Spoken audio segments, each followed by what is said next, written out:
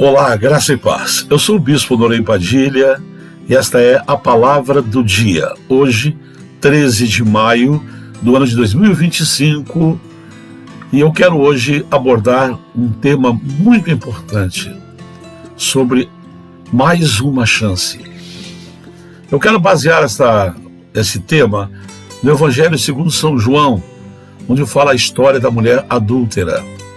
A Bíblia diz que Jesus, então, bem cedo, foi para o templo e ali, assentado, ele ensinava as multidões que estavam ali para ouvi-lo. Era muita gente, o templo praticamente superlotado e Jesus ensinando, e todos ali num sentido de respeito, de valorização àquilo que Jesus estava entregando, todos ouvindo e aprendendo as lições maravilhosas vindo através da boca de Jesus. De repente, toda aquela calma, aquela paz, aquela tranquilidade no templo, ela se transformou num momento de agitação, de gritos, de pessoas gritando, e eu acredito que todos pararam, inclusive Jesus, e olharam para a porta daquele grande templo e viam um grupo de escribas e fariseus. Os escribas e os fariseus eram de uma classe de estudiosos profundos da Bíblia Sagrada. Os escribas eram sábios, muito sábios, no livro da Torá, que são os 5 primeiros livros da Bíblia Sagrada, os livros que Moisés. Então, e os fariseus, religiosos da linha dura, radicais, aqueles que não abrem mão de nada, é tudo ao pé da letra, eles pegaram uma mulher num ato de adultério. Vejam bem, eles não souberam uma informação, eles pegaram a mulher em flagrante. Eles pegaram a mulher num ato, ela estava praticando um ato de adultério. E, segundo a Bíblia, eles pegaram essa mulher. Talvez essa mulher estivesse nua ou seminua, estava num ato de adultério, em pleno ato. Pegaram ela do jeito que ela estava, não sei, a Bíblia não dá detalhes, talvez jogaram um pano, um vestido, para que ela se cobrisse, e pegaram ela talvez pelos braços e levaram ela de arrasto. Não levaram ela para um lugar para aconselhar, para orar, para conversar. Não, levaram ela para o templo, porque sabiam que Jesus estava lá. E eles queriam ouvir da boca do próprio Cristo a palavra de condenação. E quando eles entraram, talvez aqueles gritos, empurrando, sabe lá quanto palavrão, quantas palavras de acusação, chamando aquela mulher de tudo que era adjetivo.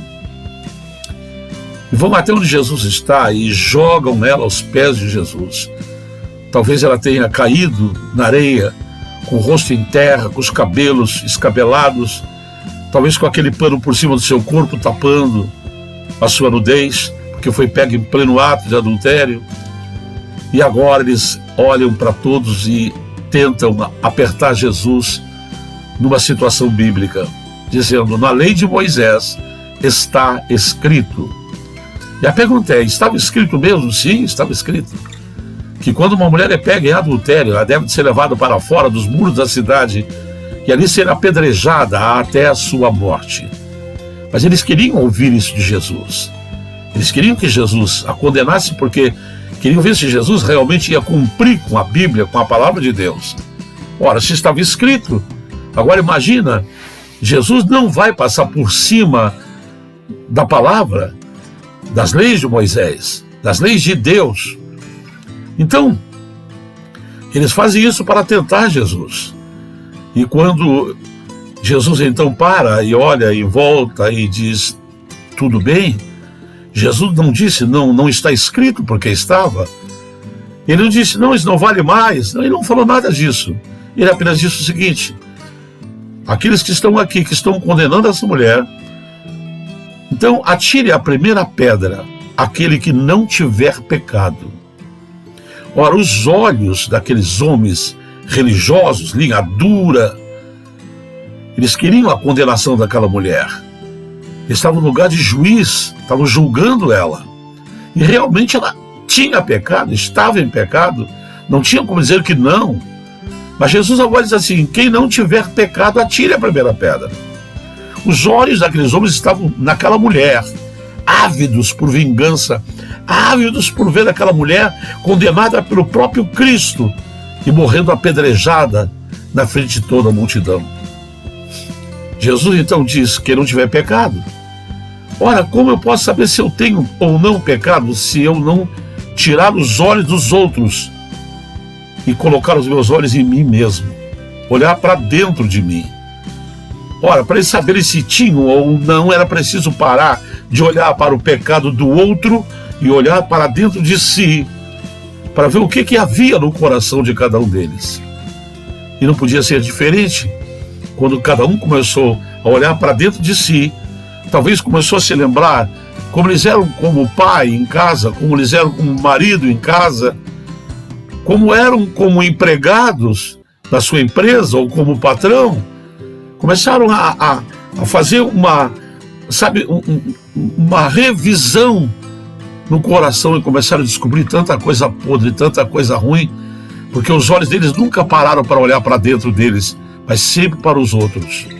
Esse é o grande problema de muitos religiosos, até muitos crentes, até muitos evangélicos, que são linha dura, que pegam a Bíblia, tem o versículo na ponta da língua, para condenar o irmão, para condenar a irmã, para tirar a pessoa do altar, para tirar a pessoa da igreja, porque eles dizem assim: está ali, ó, é pecado, está em pecado, como é que pode? E os olhos da gente estão sempre buscando alguma coisa no outro.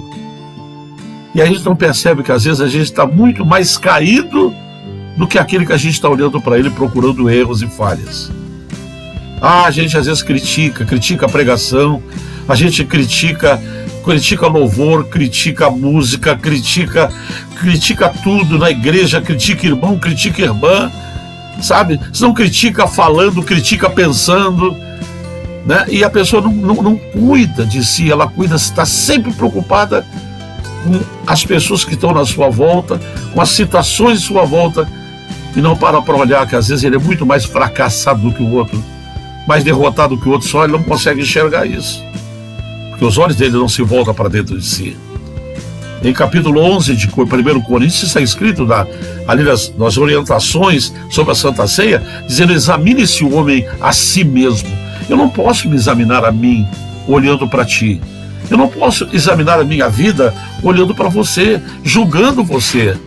Eu tenho que olhar para dentro de mim e ver como é que eu sou pai, como é que você é mãe, como é que você é filho, como é que você é vizinho, como é que você é amigo, como é que você é empregado, como é que você é patrão, como é que você... Olha, olhar para dentro da gente significa cuidar da gente mesmo.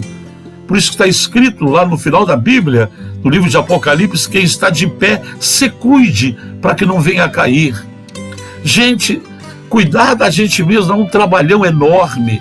Cuidar dos nossos olhos, esses olhos vivem querendo olhar para o que não deve.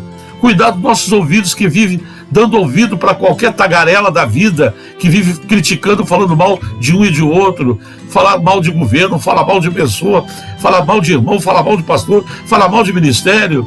Dá um trabalho a gente cuidar dos ouvidos da gente, dá um trabalho a gente cuidar dos olhos da gente. E a boca nem se fala. A gente não consegue às vezes botar trava na língua. Está escrito na Bíblia que um pequeno leme de um grande navio dirige o navio, e assim a língua é um leme. Se essa língua é má, o teu corpo inteiro vai para o inferno.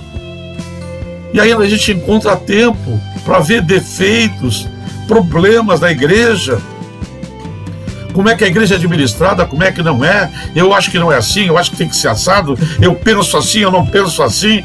Você para um pouquinho, meu amigo, para um pouquinho, para de olhar para isso e comece a olhar para dentro de você. Veja o que tem aí no teu coração, o que tem na tua vida. É isso que vai te levar para o inferno se você não mudar. Tire os olhos do outro. Quando Jesus disse aquilo, cada um começou a olhar para dentro de si e descobriram que eram tão pecadores ou até mais do que aquela mulher. Mas eu não adultério. Mas você acha que só adultério que é pecado? Você acha que só adulterar, que só matar, só roubar que é pecado? Pecado é pecado. E a Bíblia diz que aquele que disser que não tem pecado é mentiroso. Ah, então ninguém vai para o céu. Agora você vai descobrir por que às vezes pecamos e erramos e podemos ser salvos. Quando a gente se abriga debaixo da misericórdia e da graça de Deus. E para você que não sabe ainda, graça significa favor que eu recebo de Deus sem ter merecimento algum.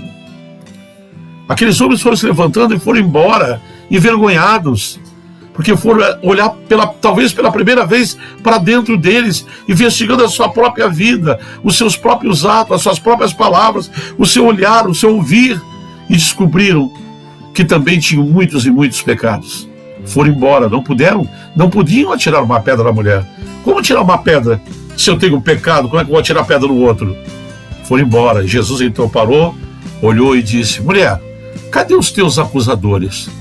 Onde eles estão? Alguém te condenou? E ela, envergonhada, jogada ao chão, disse: não, Senhor, ninguém me condenou. Então vai, eu também não te condeno, vai e não peques mais. Que oportunidade! O único que não tinha um pecado e que podia tirar pedra, não atirou.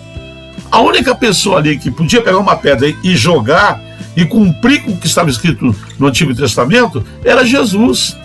É o único que não tinha pecado ali, o resto todos tinham pecado. Mas a Bíblia diz que quem disser que não tem pecado é mentiroso. Então, em outras palavras, ninguém tem direito e nem pode viver atirando pedra em ninguém. Nós devemos viver uma vida pacata, quieta, sossegada e sempre olhando para dentro do coração para ver se tem alguma coisa ruim em nossas vidas. Por isso que Davi disse: Senhor, vê se há em mim algum caminho mau. Você entendeu? Olhe para dentro de você, vai descobrir que tem muita coisa aí que precisa ser arrumada, muita coisa que você precisa mudar. Você é cabeça dura, você é radical, você não abre mão de nada, você tem a sua opinião própria e você quer usar essas coisas. Presta atenção, meu amigo, minha amiga. Se você não olhar para dentro de você, você nunca vai saber quem você é realmente perante os olhos de Deus. Jesus usou de misericórdia e deu mais uma chance e deu um conselho: não peques mais. E aquela mulher foi perdoada, lavada, limpa, purificada. Que você possa parar um pouquinho e pensar nisso. Que Deus te guarde, que Deus te abençoe, que Deus te ilumine. Pare de olhar em sua volta e comece a olhar um pouquinho para dentro de você. Talvez você vai entender que você precisa melhorar em muitas coisas da sua vida. E sabe quem é que vai ganhar? Você vai ganhar. A tua família vai ganhar. Os teus amigos vão ganhar. Todos que vivem perto de você vão ganhar, porque você melhorou como pessoa, por causa que você parou de olhar para fora e começou a olhar para dentro de você mesmo. Um abraço, um beijo no teu coração. Compartilhe essa palavra com o maior número de pessoas que você puder. No final dessa mensagem tem aí o meu WhatsApp e também o meu e-mail. Você pode escrever para mim, mandar uma mensagem para mim e consiga mais número de telefones com WhatsApp para que eu possa também enviar para os teus amigos. Um abraço, um beijo no teu coração, desse servo que te ama em Cristo Jesus, o Bispo Honoré Padilha. Até a próxima, se Deus nosso Pai assim permitir. Até lá.